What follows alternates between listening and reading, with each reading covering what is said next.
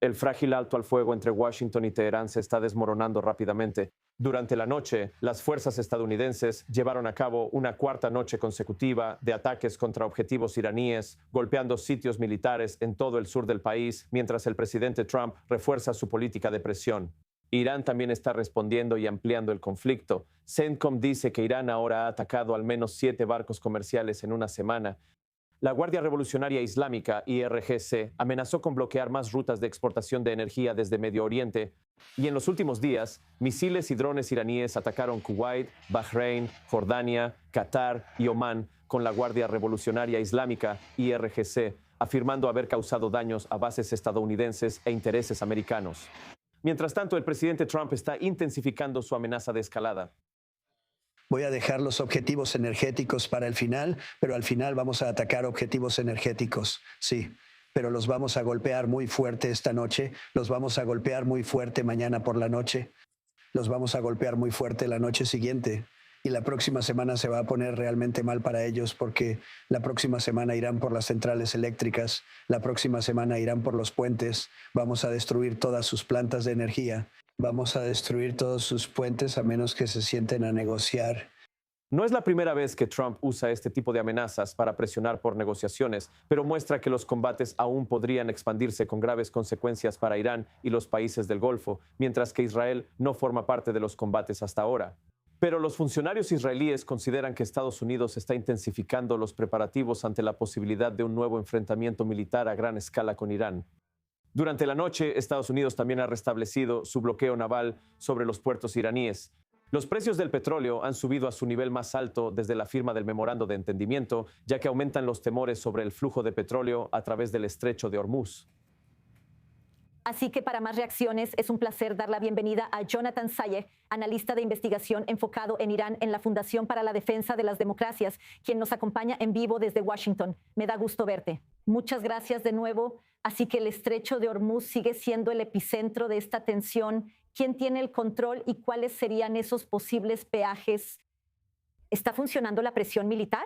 El Comando Central de Estados Unidos realizó estos ataques contra Irán durante 90 minutos esta mañana. ¿Esto es lo que se necesita para que Teherán regrese a la mesa de negociaciones? ¿Qué opinas? El reto no es hacer que Teherán regrese a la mesa de negociaciones, se trata de obtener concesiones significativas de su parte. Ambos lados, Teherán y Washington, han reiterado que están dispuestos a dialogar mientras siguen disparando, pero eso no necesariamente da resultados. Pero en cuanto al estrecho de Hormuz en sí, el reto es que el régimen puede estrangular el estrecho simplemente con un dron. Ni siquiera es necesario usar misiles, aunque a veces lo hace. Así que eliminar todas estas instalaciones militares definitivamente tendría un impacto, pero todo lo que se necesita es una persona y un proyectil para volver a estrangular esto. Pero dicho esto, la campaña extensa podría estar señalando que Estados Unidos podría estar considerando otras opciones. Sé que la discusión fue potencialmente muy intensa, incluso sobre la provincia suroeste de Bushehr, tal vez desplegando tropas terrestres para asegurar realmente el estrecho, pero parece que todavía estamos bastante lejos de eso. La idea parece ser presionar a los responsables de la toma de decisiones en Teherán para que se abstengan de atacar el estrecho, en lugar de eliminar sus capacidades y destruir los propios activos. ¿Y qué opinas sobre la reanudación del bloqueo estadounidense en los puertos iraníes? El ejército de Estados Unidos dice que redirigió 2 embarcaciones comerciales desde que volvió a imponer el bloqueo. Mientras tanto, Estados Unidos también afirma que Irán ha atacado 7 barcos comerciales en la última semana, sin mencionar que sigue atacando a las naciones del Golfo. ¿Cuánto tiempo más puede continuar esto antes de que haya un cambio total? ¿Qué opinas? Hemos visto que el bloqueo es la mejor herramienta de presión que tiene Estados Unidos contra la República Islámica, ya que es la manifestación perfecta de la campaña de máxima presión, porque las sanciones solo pueden impedir hasta cierto punto. Fue gracias al bloqueo que el régimen ya no pudo contrabandear petróleo ilícitamente a China. Así que esa herramienta de presión es fundamental, especialmente ahora que la inflación en Irán está por las nubes, la más alta que ha habido desde la Segunda Guerra Mundial. Pero, de nuevo, surge la pregunta de si la presión simplemente modera el comportamiento de Teherán o si esa paranoia que vuelve a manifestarse entre los funcionarios del régimen hará que sean menos propensos a firmar un acuerdo y verían cualquier concesión como una señal de debilidad. Hasta ahora, todas las señales apuntan a lo segundo. Así que realmente no se trata de aprovechar todas estas capacidades para lograr un mejor acuerdo, sino de debilitar lo suficiente al régimen internamente para allanar el camino hacia una transferencia sistémica de poder en Teherán.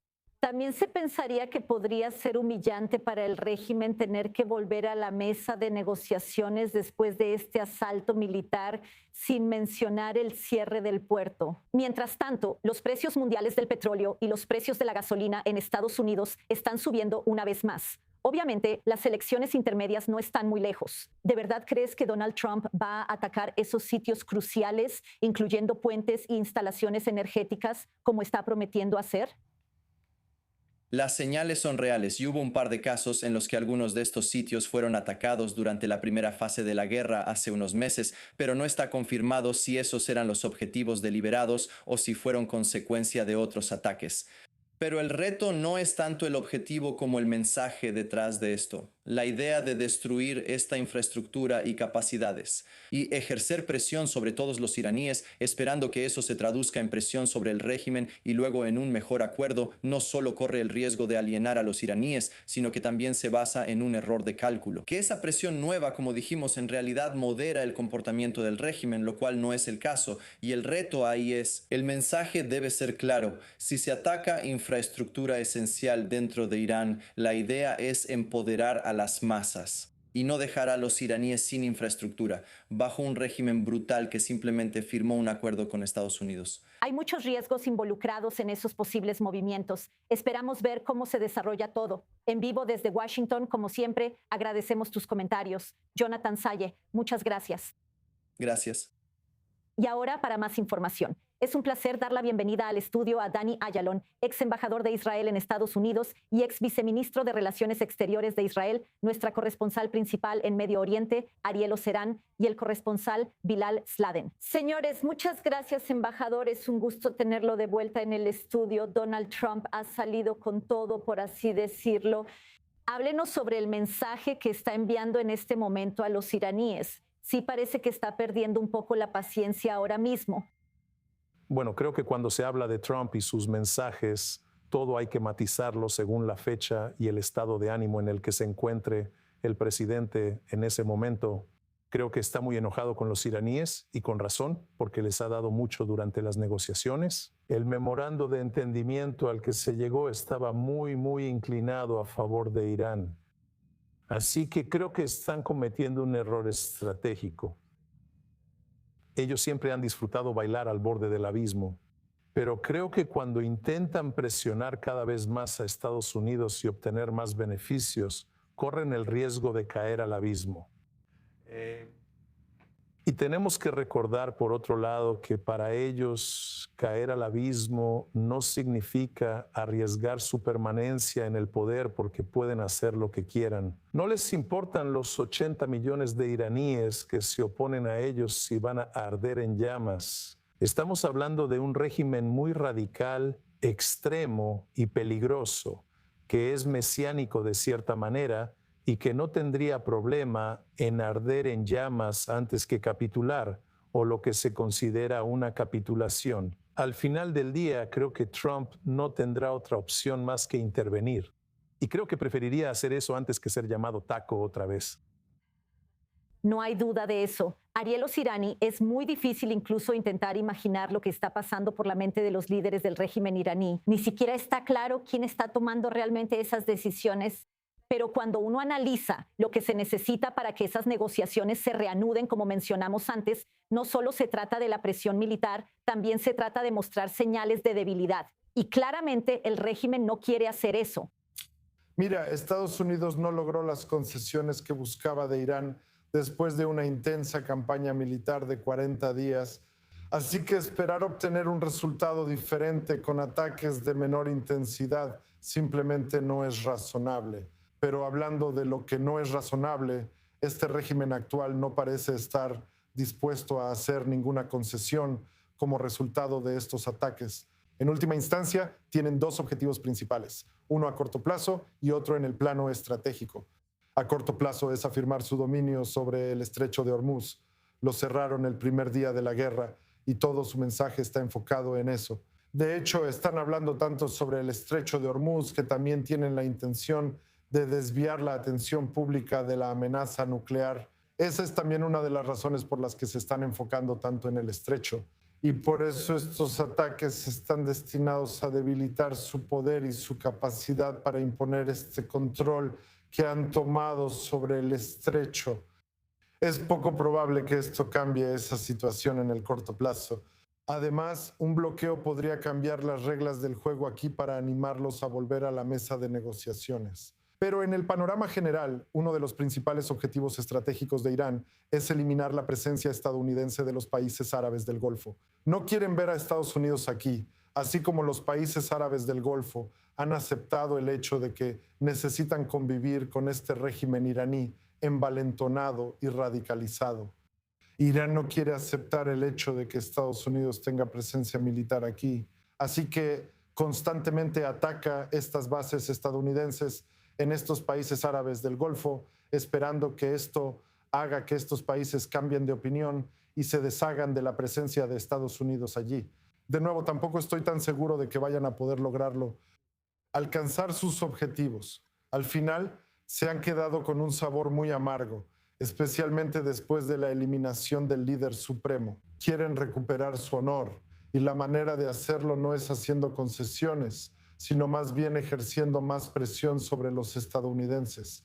Así que eso es lo que los está motivando en este momento. No regresar a la mesa de negociaciones, intentar detener la guerra y llegar a un acuerdo diplomático con Estados Unidos, sino más bien encontrar las diferentes formas en que pueden presionar a los estadounidenses para lograr otro tipo de memorando de entendimiento, o al menos esa mentalidad de alcanzar un acuerdo diplomático con Irán que Irán considere favorable.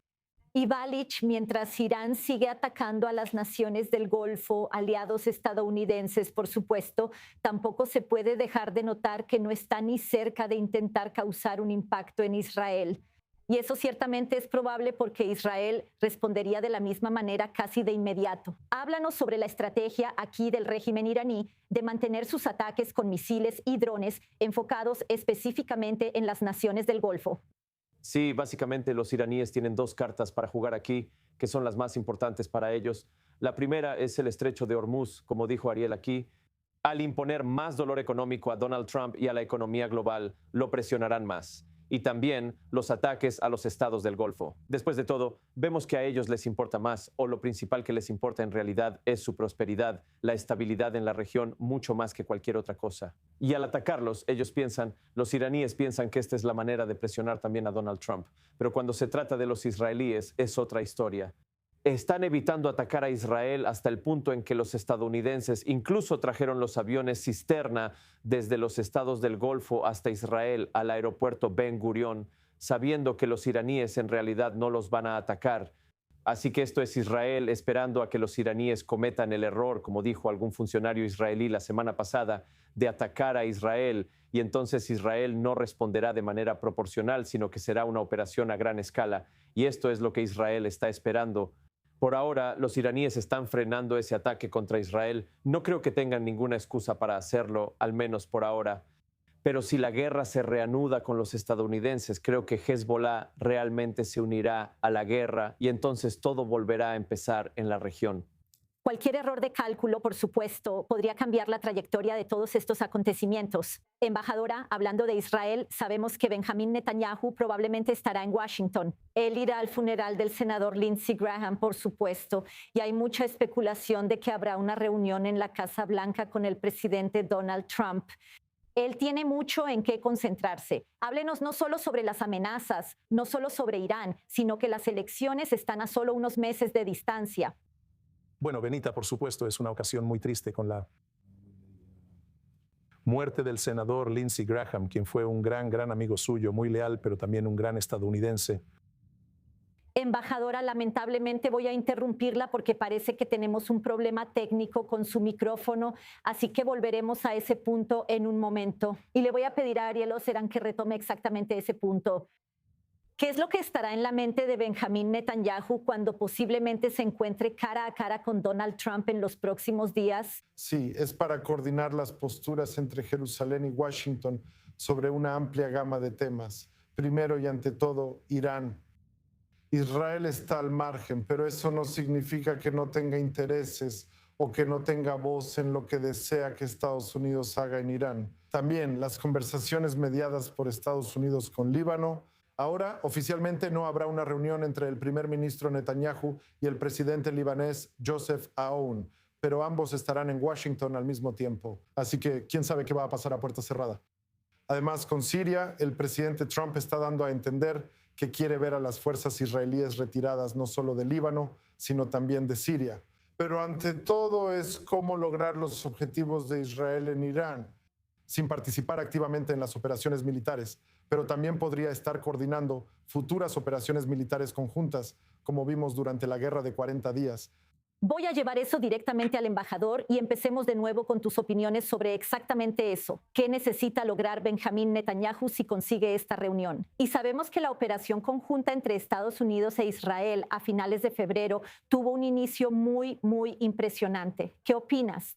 Sí, antes que nada es una gran oportunidad. Dijimos que era una ocasión especial, pero es una gran oportunidad porque de otra manera no estoy seguro de que hubiera habido una reunión antes de las elecciones aquí a finales de octubre. Sin duda, el presidente lo verá.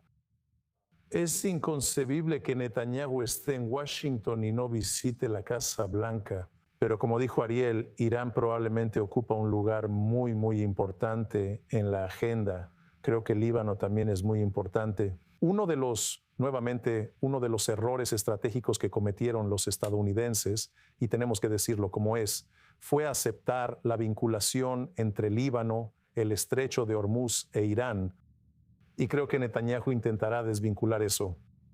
También intentará negociar los términos del retiro israelí de algunos de los puestos en Líbano, para asegurarse de que el ejército libanés esté equipado y sea capaz de realmente enfrentarse a Hezbollah.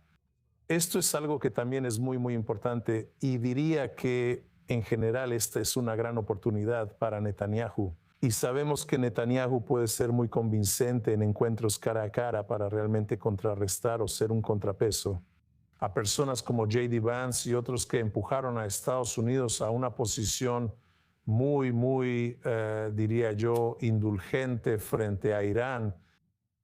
Sin duda será interesante ver qué sucede cuando de hecho se reúnan. Y quiero saber, en cuanto al Líbano, retomando lo que acaba de decir la embajadora, sabemos que en Roma, el segundo día de la sexta ronda de reuniones entre los equipos de Líbano e Israel con mediación estadounidense ya ha concluido.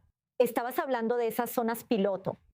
¿Qué está saliendo de esas reuniones? Y por supuesto es muy revelador que aunque existe este vínculo en el memorando de entendimiento, en realidad en Italia las reuniones están avanzando. Las reuniones están avanzando y según entendemos va a haber otra reunión próximamente. Pero las reuniones son muy técnicas, discúlpame, como vemos, porque llegaron al punto en que realmente eligen las áreas exactas de donde las fuerzas israelíes se retirarán y a dónde entrarán realmente las Fuerzas Armadas libanesas. ¿Y cómo funcionará exactamente el mecanismo después de todo? Y este es el desacuerdo que existía entre ambas partes. Los libaneses no querían que el ejército israelí validara después de que se retiraran y el ejército libanés entrara.